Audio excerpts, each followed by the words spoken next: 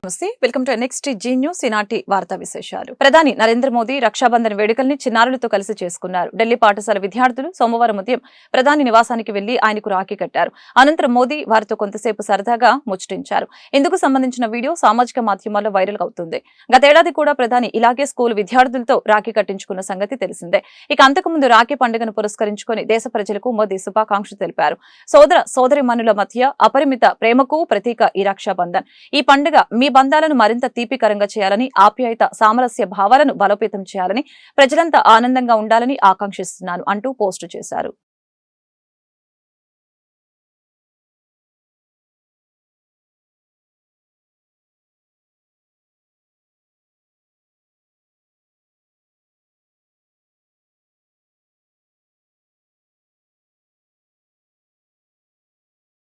పారిశ్రామికవేత్తలు ఉపాధి సంపద సృష్టిస్తున్నారని సీఎం చంద్రబాబు తెలిపారు.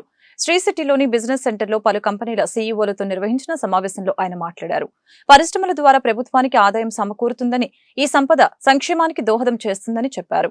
1991లో దేశంలో ఆర్థిక సంస్కరణలు మొదలయ్యాయి. పెట్టుబడులు రాబట్టేందుకు పలు దేశాల్లో పర్యటించాను. భారత్ను ఐటీ ప్రపంచ పటంలో నిలుపుతుందని ఆనాడే చెప్పాను. గతంలో పీపీపీ విధానంలో హైటెక్ సిటీ చేపట్టాను. ప్రపంచంలో ఏ దేశానికి వెళ్లినా భారతీయులు కనిపిస్తారు. ప్రపంచంలో ప్రతి నలుగురు ఐటీ నిపుణుల్లో ఒక భారతీయుడు ఉన్నారు. ఇందులోని ప్రతి నలుగురిలో ఒక ఏపీ వ్యక్తి ఉంటారని అన్నారు. అదేవిధంగా శ్రీ సిటీలో 8,000 ఎకరాల్లో పారిశ్రామిక జోన్లు ఏర్పాట్లవుతున్నాయి. SEZ, domestic zone, free trade జోన్లు ఉంటాయి. 220 కంపెనీలు ఏర్పాటుకి ఇక్కడ అవకాశం ఉంది. ఒకే చోట 30 కంపెనీల ప్రతినిధులతో భేటీ అయ్యాం. ఆటోమేటిక్, ఎలక్ట్రానిక్స్, ఎఫ్ఎంసీజీ పరిశ్రమలు వచ్చాయి. ఫుడ్ ప్రాసెసింగ్ పరిశ్రమలు ఇక్కడ ఏర్పాటయ్యాయి. $4.5 బిలియన్ పెట్టుబడులు, $4 బిలియన్ ఎగుమతులు సాధించడం చాలా గొప్ప విషయమని చంద్రబాబు తెలిపారు.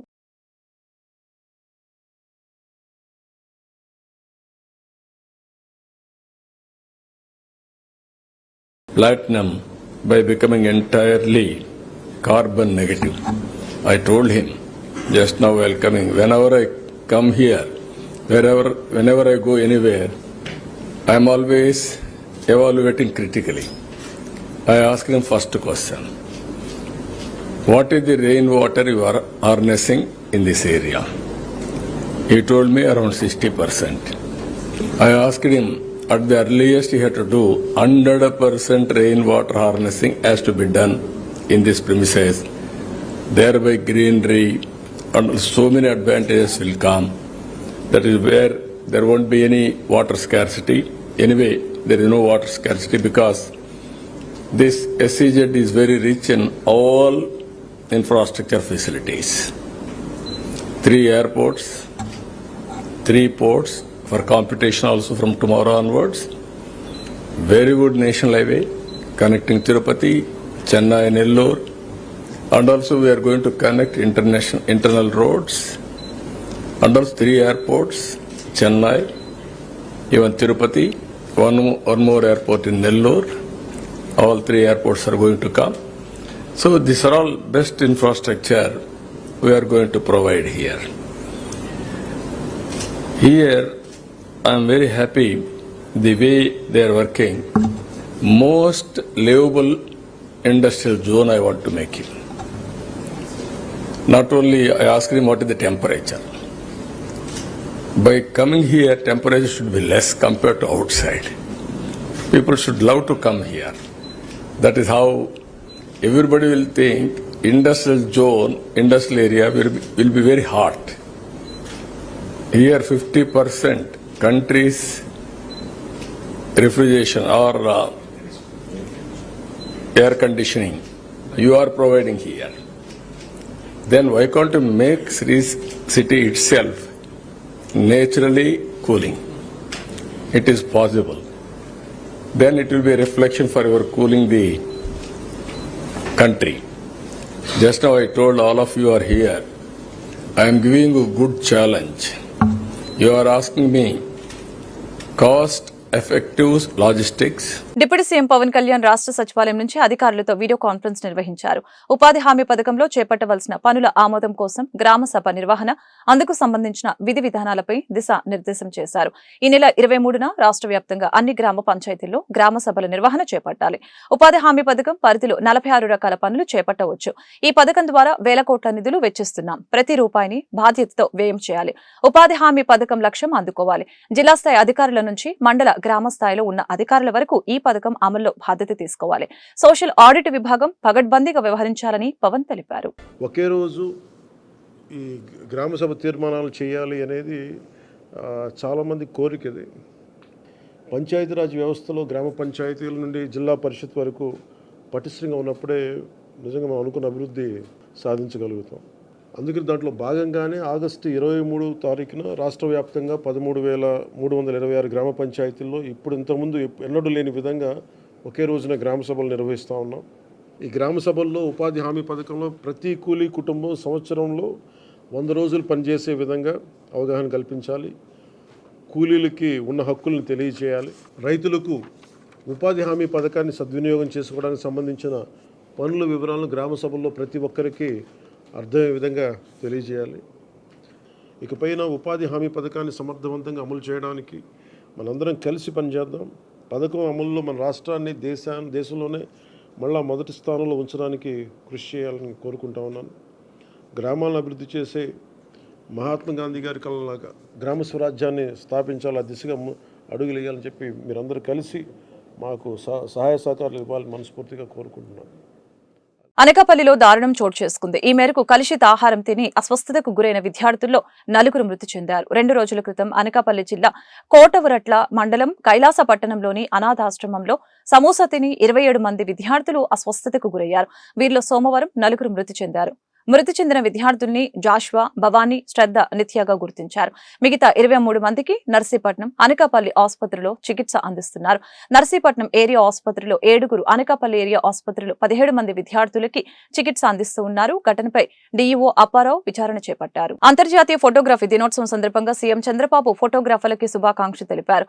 ఉండవల్లిలోని తన నివాసంలో వివిధ పత్రికల్లో పనిచేసిన ఫోటో జర్నలిస్టులు ముఖ్యమంత్రిని కలిశారు. ఈ సందర్భంగా సీఎం వారిని ఆప్యాయంగా పలకరించారు. వారి చేతిలో కెమెరాను తీసుకుని చంద్రబాబు స్వయంగా ఫోటోలని క్లిక్ అనిపించారు. మీడియాలో ఫోటోగ్రఫీ విభాగంలో విధులు చాలా కష్టతరమని వ్యాఖ్యానించిన ముఖ్యమంత్రి ఈ రంగంలో ప్రతిభ చూపుతున్న వారిని అభినందించారు. నాణ్యమైన సేవలతో ఫోటోగ్రఫీ రంగం బాగుండాలని ఆకాంక్షించారు. ఈ కార్యక్రమంలో తెలుగు, ఇంగ్లీష్ పత్రికల్లో పనిచేసిన సీనియర్ ఫోటో జర్నలిస్టులు పాల్గొన్నారు. పోలవరంలో లాభాలు సంపాదించాలని మాత్రమే చంద్రబాబు ఆలోచించారని, దానివల్లే రాష్ట్ర ప్రజలు తీవ్రంగా నష్టపోయారని మాజీ మంత్రి వేణుగోపాలకృష్ణ అన్నారు. దీనికి తోడు తన అనాలోచిత నిర్ణయాల వలన మరింత నష్టం తెచ్చిపెట్టారని చంద్రబాబుపై ఆయన మండిపడ్డారు. రాజమండ్రి ప్రెస్ క్లబ్ లో వేణుగోపాలకృష్ణ సోమవారం మీడియాతో మాట్లాడారు. ప్రభుత్వాలు జాగ్రత్తగా ఉండాలని తెలిపారు. కానీ కూటమి ప్రభుత్వం ప్రజల దృష్టిని మరల్చడానికి తనకున్న మీడియా బలాన్ని ఉపయోగిస్తుంది. దీనివల్ల ఇబ్బంది పడేది ప్రజలే. 2014లో రాష్ట్రం కోల్పోయిన ఆదాయం పోలవరం పూర్తయితే వస్తుందని ఆశించాం. కానీ అలా జరగలేదు. బీజేపీ, కాంగ్రెస్ లు రాష్ట్రాన్ని విడదీసేసి సమయంలో 10 ఏళ్లు ప్రత్యేక హోదా ఇస్తామని ప్రకటించారు. టీడీపీకి సహాయంగా ఉన్న జనసేన కూడా కేంద్రంలో భాగస్వాములుగా ఉన్నారు. పోలవరాన్ని కేంద్ర ప్రభుత్వమే పూర్తి నిధులు ఇచ్చి పూర్తి చేయాలని డిమాండ్ చేశారు. చంద్రబాబు నాయుడు గారు అంటారు డయాఫ్రామ్ వాల్ కొట్టుకుపోయింది, దానికి కారకుడు జగన్మోహన్ రెడ్డి గారు. సరే, ఆయన అనేసినంతరాన్ని జనాన్ని వినేసేటువంటి పరిస్థితి లేదు. ఆయనే సిడబ్ల్యూసీని అడిగారు. సిడబ్ల్యూసీ మా వల్ల కాదని చెప్పిందని ఆయనే చెప్పారు. అంతర్జాతీయ నిపుణుల్ని కెనడా నుంచి, యుఎస్ నుంచి తీసుకొచ్చారు. ఆ నిపుణుల కమిటీ వాళ్ళకి మన రాష్ట్రంతో ఇది లేదు కదా, ఆ నిపుణుల కమిటీ ఇచ్చినటువంటి ఒక నివేదిక ఏదైతే ఉందో, ఆ రోజు డిసెంబర్ 16 నుండి ప్రాజెక్టును పట్టించుకోలేదని, వరద మళ్లింపు కోసం స్పిల్వే పనులు చేయకుండా ఏకకాలంలో కాపర్ డ్యామ్, ఈసీఎఫ్ఆర్ డ్యామ్ పనులు చేపట్టారని స్పష్టం చేసింది అంతర్జాతీయ కమిటీ. పోలవరం ఎగువ కాపర్ డ్యామ్ పునాది జెట్ క్రౌటెడ్ అంటే వాళ్ళు 2018 వరదలకే దెబ్బతింది. 2018కే ఆ రోజుకి ఏ ప్రభుత్వం ఉంది? తెలుగుదేశం ప్రభుత్వం ఉంది. ఆనాటికే 2018 నాటి వరదలకే ఇవాళ ఏదైతే కాపర్ డ్యామ్ ఉందో అది దెబ్బతింది అనేటువంటి విషయాన్ని కూడా శుచి శుభ్రత రుచి విషయంలో ప్రైవేటు క్యాంటీన్ కి ధీటుగా అన్నా క్యాంటీన్ ఉందని కేంద్ర గ్రామీణాభివృద్ధి కమ్యూనికేషన్ శాఖల సహాయ మంత్రి డాక్టర్ పెమ్మసాని చంద్రశేఖర్ స్పష్టం చేశారు.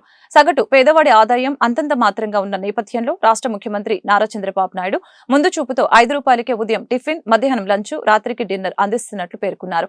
CCL ప్రాజెక్ట్స్ అధినేత రాజేంద్ర ప్రసాద్ సహకారం అన్నా క్యాంటీన్లకు ఉంటుందని తెలియజేశారు. గుంటూరు ఆర్టీసీ బస్టాండ్, ఎన్టీఆర్ విగ్రహం సమీపంలో అన్నా క్యాంటీన్ ని కేంద్ర సహాయ మంత్రి డాక్టర్ పెమ్మసాని చంద్రశేఖర్, గుంటూరు తూర్పు MLA Mohammed Nazeer Ahmed, CCL products అధినేత రాజేంద్ర ప్రసాద్ సోమవారం సందర్శించారు. ఈ సందర్భంగా పేదలకి వారు భోజనం వడ్డించారు. అనంతరం అన్నా క్యాంటీన్లోని భోజనాన్ని వారు రుచి చూసి సంతృప్తి వ్యక్తం చేశారు. ఈ మేరకు వారు మీడియాతో మాట్లాడారు. గత వైసీపీ ప్రభుత్వం అన్నా క్యాంటీన్లని తొలగించి పేదల పొట్టకొట్టిందని ఆరోపించారు. ఎన్నికల హామీలో భాగంగా ఎన్డీఏ కూటమి ప్రభుత్వం రాష్ట్ర వ్యాప్తంగా 103 అన్నా క్యాంటీన్లు ప్రారంభించిందని తెలిపారు. అన్నా క్యాంటీన్ల నిర్వహణకి స్వచ్ఛంద సంస్థలు, దాతలు, పారిశ్రామికవేత్తలు విరివిగా సహాయం అందించాలని పిలుపునిచ్చారు. ఈ కార్యక్రమంలో నగర డిప్యూటీ మేయర్ షేక్ సజీలా, స్థానిక టీడీపీ నేతలు పాల్గొన్నారు.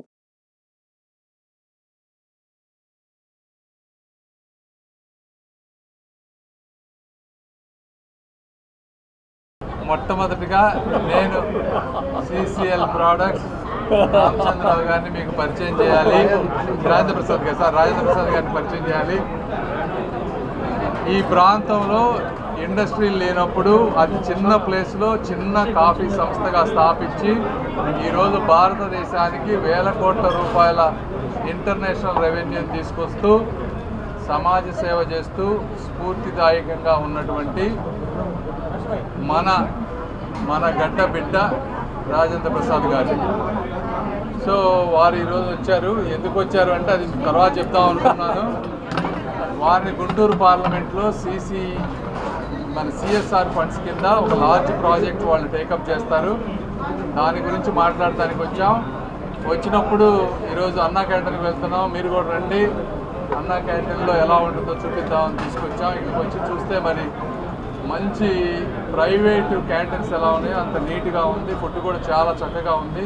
తినేవాళ్ళు మాత్రం అట్టడుగున ఉన్నటువంటి వ్యక్తులు, పేదవారు. వాళ్ళకి ₹5 అంటే ఈరోజు ₹20 కాఫీ, టీ కూడా ఈరోజు ₹20 అయ్యేటువంటి పరిస్థితుల్లో ₹5 భోజనం ఇలాంటి పెద్దవాళ్ళ వల్ల, అన్నదాతల వల్ల ఇది జరుగుతూ ఉంది, చంద్రబాబు నాయుడు గారి ముందు చూపు వల్ల. కాబట్టి ఈరోజు ఇక్కడ భోజనం చేయబోతున్నాం. మేము చాలా ఆనందంగా ఉంది. మీరు మా ప్రాంతానికి వచ్చినందుకు చాలా ఆనందంగా ఉంది సార్. ముందు మంచి కార్యక్రమాల్లో రాజేంద్ర ప్రసాద్ గారు మనకి తోడ్పడతారు.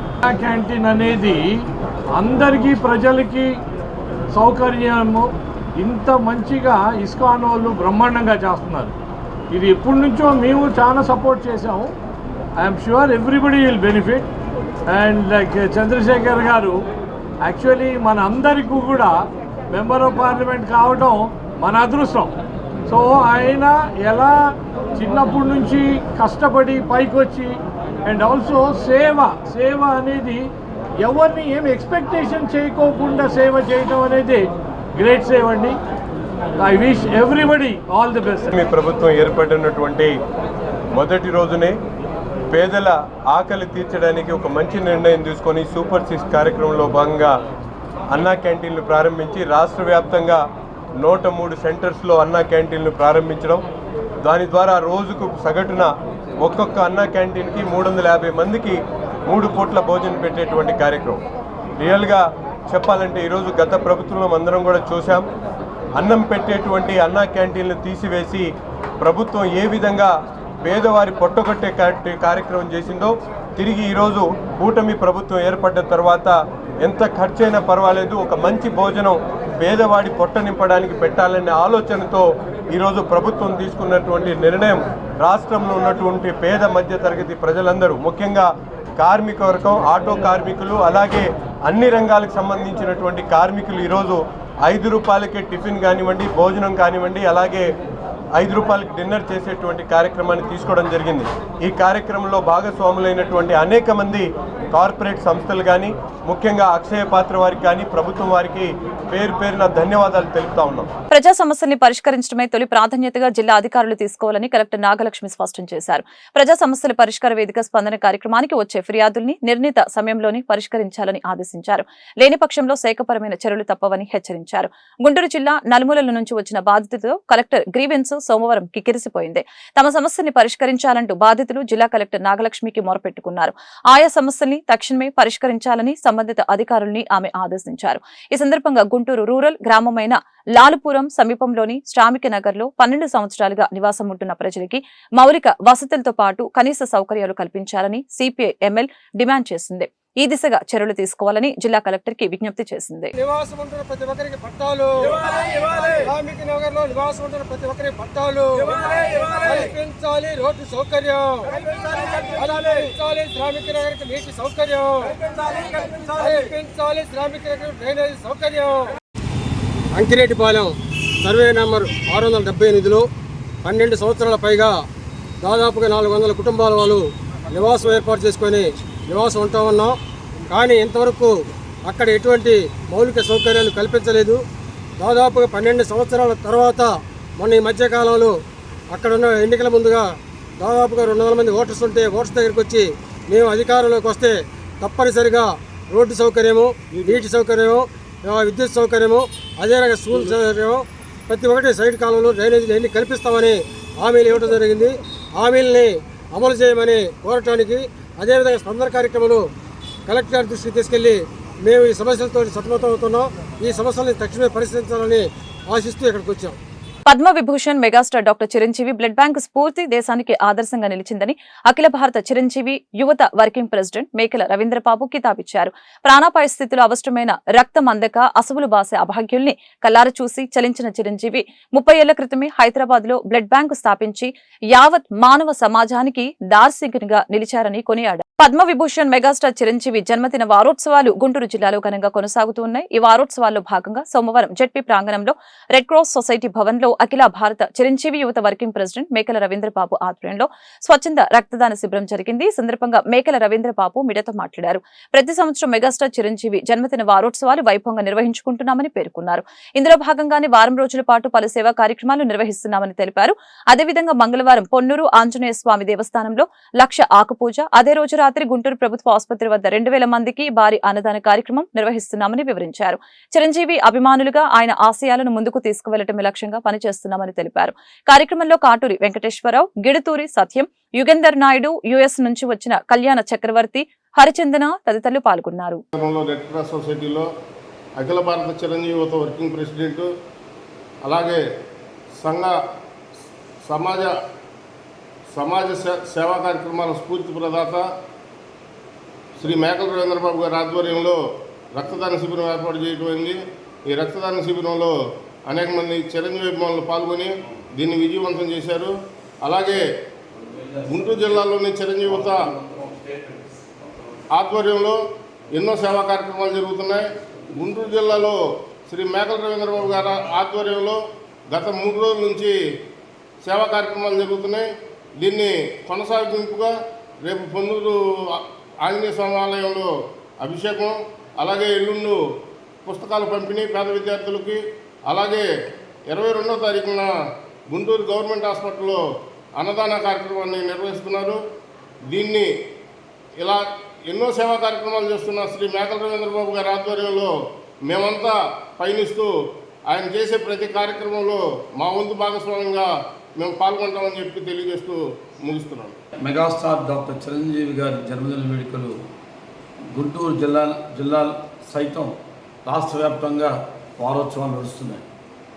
ఈరోజు 5వ రోజుగా గుంటూరు జిల్లాలోని అభిమానులు వచ్చి ఇక్కడ మెగాస్టార్ చిరంజీవి గారి ఆశయ సాధన కోసం చేస్తున్నటువంటి మహా ఉద్యమంలో భాగంగా రక్తదాన శిబిరం ఏర్పాటు చేయడం జరిగింది. మెగాస్టార్ చిరంజీవి గారు ఏ ఆశయంతో ఆదర్శంతో ఈ యొక్క ఉద్యమాన్ని ప్రారంభించారో సుమారుగా 30 ఏళ్ల క్రితం అది మహా ఉద్యమంగా తయారై అభిమానులు వేలాదిగా రక్తదానం చేయటం చిరంజీవి గారికి ఎంతో ఉన్నత స్థితిమైనటువంటి మంచి పేరు ప్రఖ్యాతి తెచ్చారు. మెగాస్టార్ అభిమానులు సేవకులుగా మారి ఈ సందర్భంగా గుంటూరులో రెడ్ క్రాస్ సొసైటీలో ఈరోజు అనగా 19th సోమవారం రెడ్ క్రాస్లో రక్తదాన శిబిరం జరుగుతుంది. ఈ కార్యక్రమానికి కాటూరి వెంకటేశ్వర గారు ముఖ్య అతిథిగా విచ్చేశారు. అలాగే ఈ రక్తదాన శిబిరంలో అభిమానులతో పాటు చాలామంది హాజరై ఇక్కడ రక్తదాన శిబిరం కొనసాగుతుంది. ముఖ్యంగా 2 విషయాలు చెప్పాలి. మెగాస్టార్ చిరంజీవి గారు ఒక ఆదర్శనీయుడిగా చెప్తున్న సందర్భంలో అబ్దుల్ కలాం లాంటి వ్యక్తి ఆయన బ్లడ్ బ్యాంక్ వచ్చి నువ్వు చేస్తున్నటువంటి ఈ సేవ చాలా చాలా గొప్ప సేవ చేస్తున్నావు దేశానికి, రాష్ట్రానికి అని ఆయన్ని అభినందించడం జరిగింది. అలాగే ఈ దేశంలో ఉన్నటువంటి ప్రధానమంత్రులు, రాష్ట్రపతులందరూ కూడాను మెగాస్టార్ని ఎన్నో సందర్భాల్లో అతన్ని అభినందించడం జరిగింది. అలాగే ఇప్పుడు ఈరోజు ఈ కార్యక్రమం కేవలం ఒక ఇండియాలోనే కాదు, విదేశాల్లో కూడా రక్తదాన శిబిరం జరగడం చాలా ఆశ్చర్యపరుస్తుంది. చిరంజీవి గారి పేరు ప్రఖ్యాతులు దశ దిశగా ఖండాంతరాల్లో వ్యాపించి ఉంది.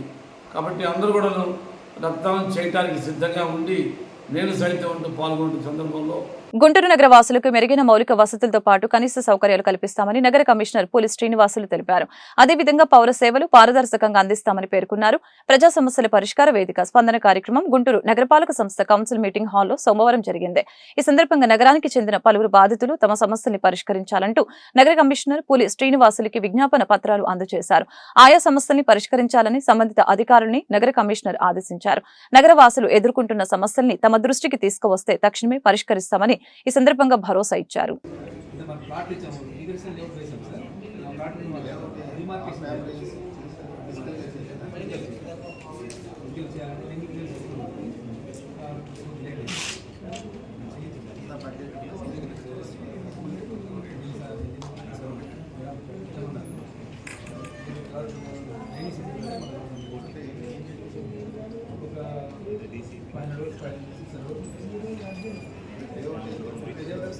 గుంటూరు ఏటి అగ్రహారం మెయిన్ రోడ్డు విస్తరణ పనులు లోపాభూయిష్టంగా జరుగుతున్నాయని స్థానికుడు సింగ్ నరసింహారావు ఆరోపించారు.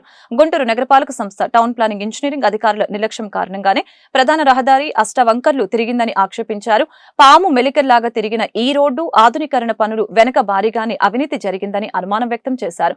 ప్రజా సమస్యల పరిష్కార వేదిక స్పందన కార్యక్రమం జిల్లా కలెక్టర్ ప్రాంగణంలోని ఎస్ఆర్ శంకరన్ కాన్ఫరెన్స్ హాల్లో సోమవారం జరిగింది. ఈ సందర్భంగా పలువురు బాధితులు తమ సమస్యల్ని పరిష్కరించాలంటూ జిల్లా కలెక్టర్ నాగలక్ష్మికి ఫిర్యాదు చేశారు. గుంటూరు ఏటి అగ్రహారానికి చెందిన సింగ్ నరసింహారావు ఏటి అగ్రహారం మెయిన్ రోడ్డు ఆధునీకరణ పనులు డొల్లతనంపై కలెక్టర్కి ఫిర్యాదు చేశారు. ఈ అభివృద్ధి పనులపై సమగ్ర విచారణ జరిపించాలని డిమాండ్ చేశారు. ఇదే విషయాన్ని ఆయన మీడియాకు వివరించారు. నరసింహారావు ఏటి అగ్రహారం 80 అడుగుల రోడ్డు చేశారు మెయిన్ రోడ్డుని. అది పాము కూడా అన్ని మెరుగలు ఉండదు. రోడ్డు అంటే స్ట్రైట్గా ఉంటుంది. అష్టవంకర్లకే అష్టవంకర్లు ఉన్నాయి. మున్సిపల్ ప్లానింగ్ కమిటీ వారు అన్ని వంకర్లు ఎందుకు తిప్పారో ఎవరికి అర్థం కావట్లేదు. నేను గత 2 సంవత్సరాల నుంచి కలెక్టర్ గారికి, మన మున్సిపల్ కమిషనర్ గారికి 2 సంవత్సరాల నుంచి గ్రీవెన్స్ లెటర్లు ఇస్తూనే ఉన్నాను. మా సమస్య ఇప్పుడు తీయలేదు. ట్రాఫిక్ రూల్స్ అసలు పాటించలేదు. ఫ్రీ లెఫ్ట్ ఫ్రీ రైట్, చుట్టుకుంట దగ్గర ఫ్రీ లెఫ్ట్ లేదు, ఫ్రీ రైట్ లేదు. మన ఏటగారం 0 లైన్ దగ్గర ఫ్రీ లెఫ్ట్ లేదు, ఫ్రీ రైట్ లేదు. 80 అడుగుల రోడ్డుని తీసుకొచ్చేసి ఏటగారం 0 లైన్లో 30 అడుగుల రోడ్డు ఉంది. 80 అడుగుల రోడ్డుని కలుపుతున్నారు. దానివల్ల అందరికీ ప్రమాదంగా జరుగుతుంది. పిల్లలు ఇప్పుడు లేటెస్ట్ మన పిల్లలు అయితే చాలా కుర్రోళ్ళు అంతా బైకుల మీద పోతున్నారు.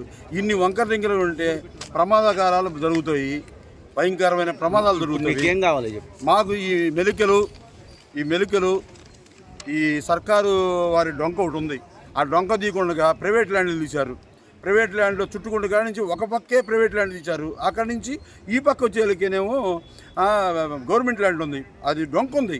ఆ డొంక తీయకుండా ఓన్లీ ప్రైవేట్ ల్యాండ్లు తీసేసి గవర్నమెంట్ సొమ్ముని దుర్వినియోగం చేస్తున్నారు. అప్పట్లో కొంతమంది కార్పొరేటర్లు అభివృద్ధి ఏదో జరిగిపోతుందని పాపం వాళ్ళ ఇష్టం వచ్చేది ఏంటంటే మున్సిపాలిటీ వాళ్ళు, టౌన్ ప్లానింగ్ వాళ్ళు ఏం చెప్పినా వాళ్ళు అభివృద్ధి కోసం చేస్తున్నారు కదా అని వాళ్ళు సహకరించారు. కానీ ఏంటంటే అన్యాయం జరుగుతుందని నేను 2 సంవత్సరాలు చెబుతున్నా. ఇది వంకలు టింకలకే వంకలుగా ఉంది. పాము కూడా అన్ని మెలికలు ఉండదు. ఏది 1 కిలోమీటర్ దానికి ఇన్ని మెలికల ఏం కావాలి చెప్పు. ఈ ప్రమాదం జరగకుండా రీసర్వే కావాలి. అక్కడ డొంక ఉంది, సర్కారు వారి డొంక ఉంది. ఆ డొంక తీసి ప్రభుత్వ ధనాన్ని దుర్వినియోగం చేయకుండా ఉండాలి. కలెక్టర్ గారిని కలుస్తున్నాను నేను. ఏమన్నారు? కలెక్టర్ గారిని కలిస్తే కలెక్టర్ గారు పరిష్కరిస్తాము అని చెప్పారు. దయచేసి రీసర్వే చేసి ప్రమాదాలు నివారించండి. ఈ వంకల టింకల్ని స్ట్రైట్గా రోడ్డుని పెట్టి, అది కాక పేకల వాగమేని కూడా అవతల మన వాళ్ళు టౌన్ ప్లానింగ్ వాళ్ళు మరి చదువుకున్నారో అర్థం కావట్లేదు, చదువుకోలేదు తెలియదు కానయ్యా. ఇన్ని వంకల టింకలు తీసింది మన గుంటూరు మున్సిపాలిటీకే చెందుతుంది. కానీ వీళ్ళకి సన్మానం చేయాలి. ఈ ఏటేగారం రోడ్డుని మాత్రం ఈ ఏటేగారం రోడ్డుని చేసిన టౌన్ ప్లాన్ ఆఫీసర్లు ఎవరైనా సరే వాళ్ళకి ఇన్ని మలుపులు తిప్పినందుకు వాళ్ళకి సన్మానం చేయాల్సిందే. ఇంత దారుణమైన మెలికలు ప్రపంచంలో ఎక్కడా ఉండవు నాకు తెలిసితే. మన భారతదేశం కాదు, ప్రపంచంలోనే ఉండవు. అది దయచేసి మున్సిపల్ కమిషనర్ గారు కానీ కలెక్టర్ గారు కానీ అక్కడ రీసర్వే చేసి సర్కారు వాడు డొంకుంది, ప్రభుత్వ ధనాన్ని దుర్వినియోగం చేయొద్దు. ఈ వార్తలు ఇంతటితో సమాప్తం. మరొక బులెటిన్లో మళ్ళీ కలుద్దాం. నమస్కారం.